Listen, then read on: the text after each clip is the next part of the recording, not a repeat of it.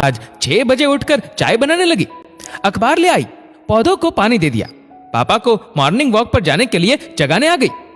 आखिर ये चक्कर क्या है? घर के सब लोग पल्लवी को बड़े आश्चर्य मुद्रा में देखे जा रहे थे। जब सबके सब्र का बांध टूट गया तो उसने मासूम से लहजे में कहा, वहां ससुराल में थोड़ी कोई होगा मेरे आगे पीछे घूमने के लिए। शादी तय हुए अभी 3 महीने ही हुए थे और पल्लवी की समझ में इतना परिवर्तन।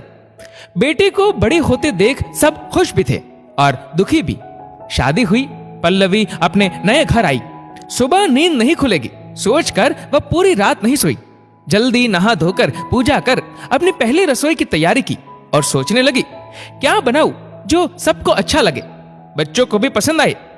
इस कश्मकश में लगी थी कि एक सहज मीठी सी आवाज आई, पल्लवी तुम इतना जल्दी क्यों उठ गई बेटा? राहत का चस्का था उन स्वरों में। पल्लवी ने पीछे मुड़ के देखा तो सासू मां हाथ में शादी के हिसाब के कुछ पन्ने लिए खड़ी थी। शादी की दौड़ भाग में कितना परेशान हो गई होगी, फिर घर वालों की याद भी आ रही होगी। ऐसे में अगर नींद पूरी नहीं करोगी तो अपनी तबीयत बिगाड़ लोगी। सासू मां ने हिसाब के पन्नों को टेबल की ड्रॉवर में रखते हुए कहा, ये क्या? मेरी सांस तो बिल्कुल वैसी नहीं है जैसा मैंने सोचा।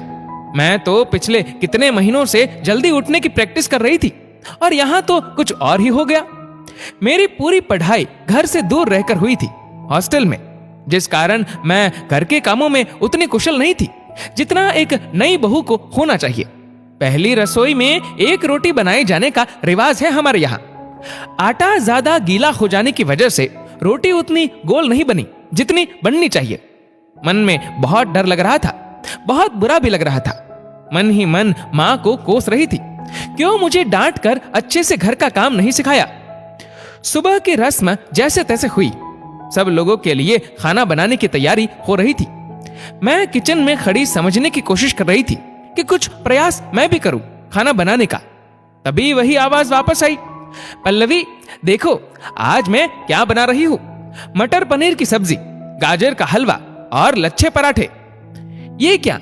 ये सब तो मेरी पसंद के सामान है, मेरी फेवरेट डिशेस। समझ में नहीं आ रहा था कोई सपने में तो नहीं कह रहा। नहीं नहीं, ये तो सासू मां ही बोल रही है। मेरे थोड़े सहमे, थोड़े डरे, थोड़े विस्मयी भावों को शायद भांप लिया था उन्होंने। वो मेरे पास आई और मुझे बिठाकर बोली, शादी लड़की की परीक्षा नहीं है।